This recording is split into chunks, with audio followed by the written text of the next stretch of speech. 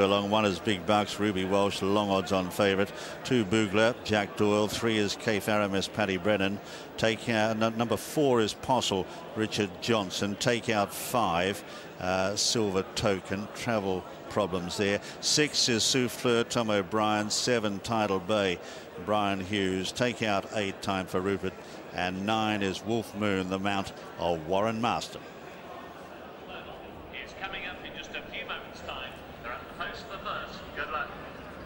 So Big Bucks is your favourite at 3-1 on. It's 15-2 for Tidal Bay. 12-1 from 16's Boogler. 16-1 also Souffleur. It's 25-1 Cape Aramis. 33 for Possol, and it's 66-1 the outsider Wolf Moon. What's been happening, Gary? Let's get beaten. As Paul was just saying there, you know, he could beat himself one day. If I was one of the lads, I'd certainly be last to challenge him. Try and leave him in front as far as you can. It's about a furlong and a quarter from the last. Also, a really steady pace might just be against him.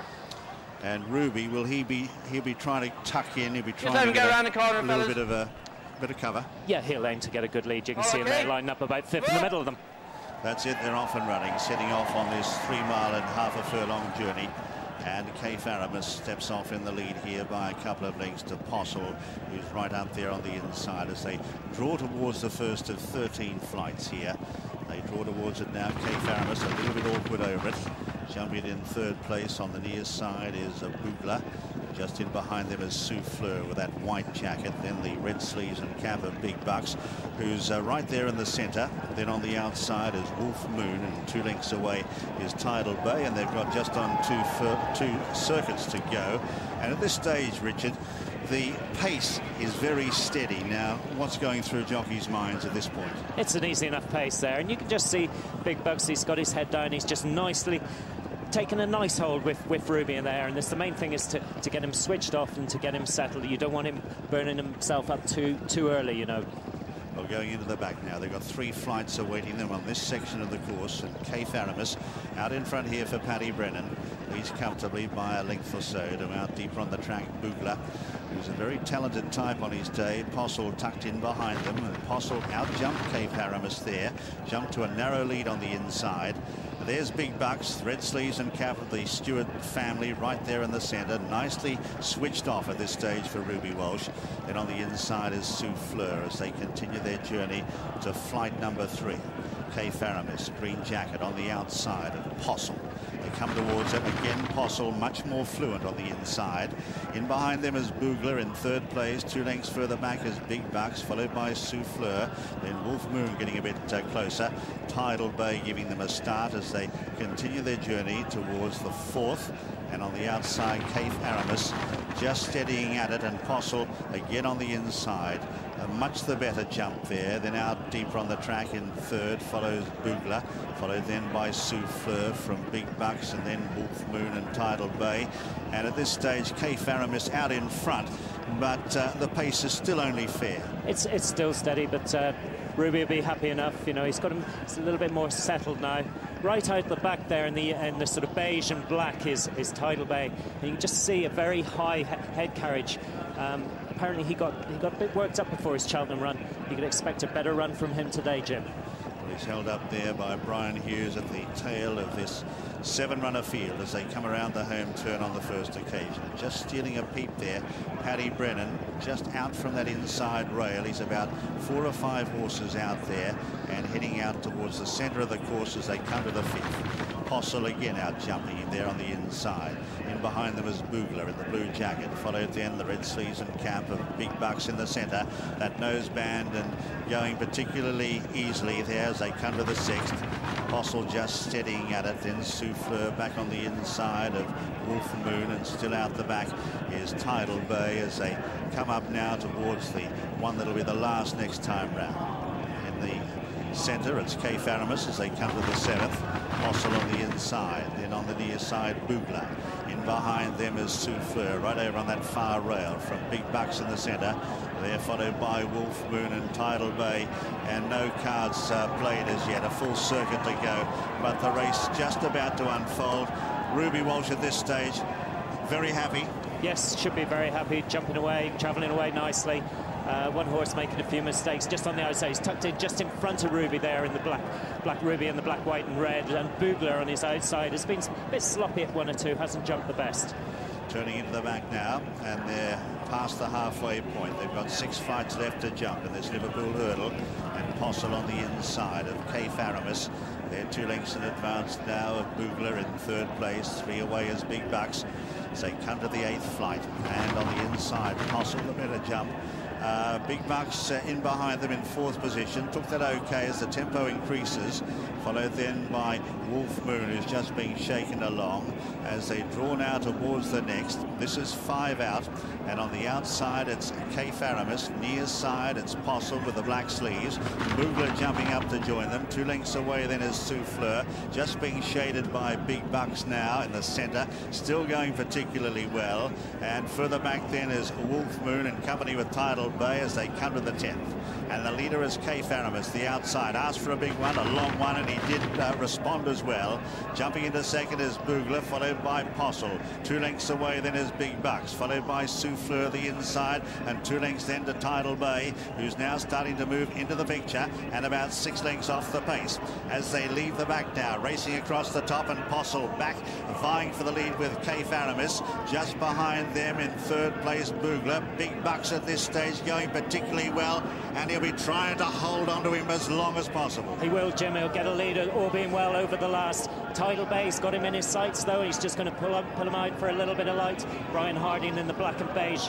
6 of those 6 runners. As they come into the home straight now, 3 flights left to jump. On the inside, Possol. The centre green jacket is K. Faramis.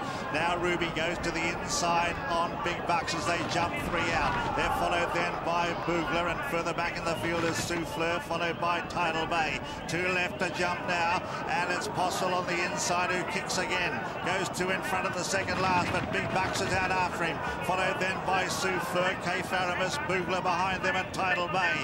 1 left to jump in the Liverpool Hurdle. Possol on the inside being grabbed now by the favourite Big Bucks. They come towards the last now. Possol and Big Bucks, the better jump by Big Bucks. He takes it up, the favourite. Souffleur is running on in 3rd, followed by Tidal Bay. They've got 120 yards left to go.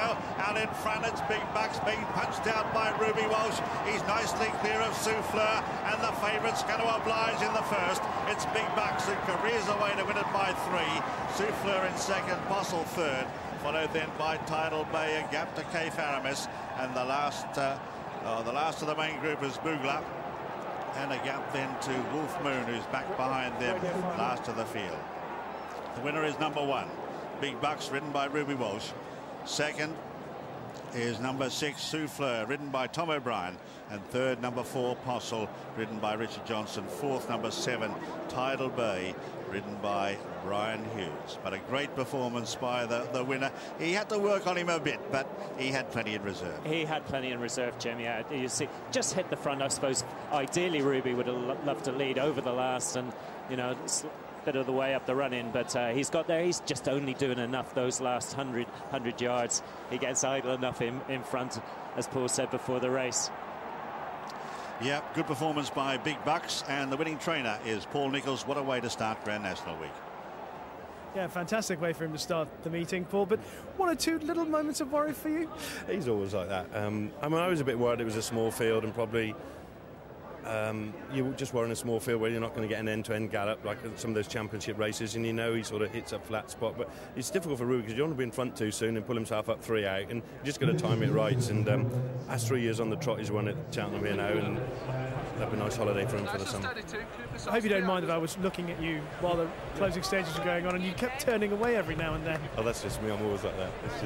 It's quite nerve-wracking stuff because, you know, pressure's on, you know, you're expected to win and you just want it to go right. In terms of what he will do next year, there's talk about Gold Cup. I suspect he'll stay over hurdles next year. I did school him over baby fences last week, funny enough, at home, and he wouldn't have done that 2 years ago, and he jumped really, really well. So we got the option in the future, and I suspect next year the plan would be to stay hurdling. You know, this time next year will only be 8, and then perhaps we could look at chasing the following season. Well, thank you for talking to us, and well done. Great start to the meeting. I'm sure we'll talk to you again over the next few days. Yeah, thank you, Rishi. He is such a fun horse to watch. There's not if you've had 30 grand on to win 10. I should think that punter was sweating a bit, because watch him. He really pricks his ears. This is coming into the second last. Souffleur's run a very big race to finish second. That's a really good effort from him, because big bucks, anything that gets close to him, Mick, has to be decent. He just does enough. He looks like Ruby's going to have to pick up his stick, but Ruby, I guess, knowing if I do that, it's game over. I've got to nurse him there. Yeah, but the great thing is, I think the horse knows that he's on television, because he makes it interesting for everybody. Because if he travelled and did it all so easy, nobody would bother watching. And that's why you always get competitive races, because everybody thinks they're going to beat him one day. But you watch him here, look at his ears, they're erect. Like the horse, he knows exactly where the obstacles are, and he's a very intelligent horse. And he's got such a long stride that what looks like a long one at a hurdle for most horses, for him is just taking it in his stride. He made one mistake at the fourth last, landed a little bit awkwardly after it, and I thought, oh no, maybe that's his race over. But actually, it was just enough to keep him interested. Watch his ears go here, though. Look at him. He's going, this is easy, this is. That's his 8th win in a row, his 13th in total. He is unbeaten since Sam Thomas was unseated on him in the Hennessy. Paul Thomas has got a lot to thank Sam Thomas for Paul Nicholls has. Paul Nicholls, yeah. Because when he got unseated off him, it was the best thing ever happened. The horse is he's a win machine now. Tidal Bay was very disappointing there on the left in the sheepskin noseband. If you're watching this in HD, it must look absolutely wonderful. Look at these colours and the way these horses are stretching out. But Tidal Bay got a pat from Brian Hughes halfway through the race just to keep him confident, say, good boy, you're doing all right. Unfortunately, though, his head's come right up there that you can see on the head-on, and he hasn't quite run his race. I've been mentioning that this is also being broadcast in HD, the first time that racing you will have been able to see it in HD quality. If you're watching it on that, I'm sure you're enjoying it, because these are wonderful shots. It's always wonderful to watch a champion at anything, and no exception with staying hurdlers. And getting some warm applause here as he returns, big bucks. But Paul Nicholls is such a lucky trainer, Richard. He's a man who's got an embarrassment of riches, and really, under normal circumstances, this horse would have been going for this year's Gold Cup. And it was only because there is so much talent in the Paul Nicholls stable that he's been able to revert to hurdles, and of course he's become a champion staying hurdler. So would he be a feasible Gold Cup contender if he went for it next year? You certainly got to say that, Jim. Yeah, he's a very, very talented horse. As you say, go back to the Hennessy. Sam fell off. He's come back. Won 4 Group 1s now, Grade 1s, and 3 Grade 2s. It's incredible how the cookie crumbles. So Sam's done them a favour. Oh, it's Nick was saying it's a huge favour. No, he's a lovely horse, isn't he? And I think this relaxed attitude that he's got is really helping him to sort of string out his career. Certainly stands him in good stead, and that's why he comes. You know, a lot of horses that win at Cheltenham come back here. They've had a hard race, they get beat. He's come back here probably as good, if not a better horse today than he was at Cheltenham. So no, it was good to hear Paul say beforehand that he looked better today than he did before his Cheltenham race. Okay, well, he's picked up 57,000 for the Stewart family here today by winning, and as you can see, he's in great nick. Judy Stewart very happy, as she might as well. Okay, let's check the full result on the first. So the very professional Big Bucks wins again, 100-30 on. Second was Souffleur, 16-1, and third was Possol at 33-1. And that punter, Gary,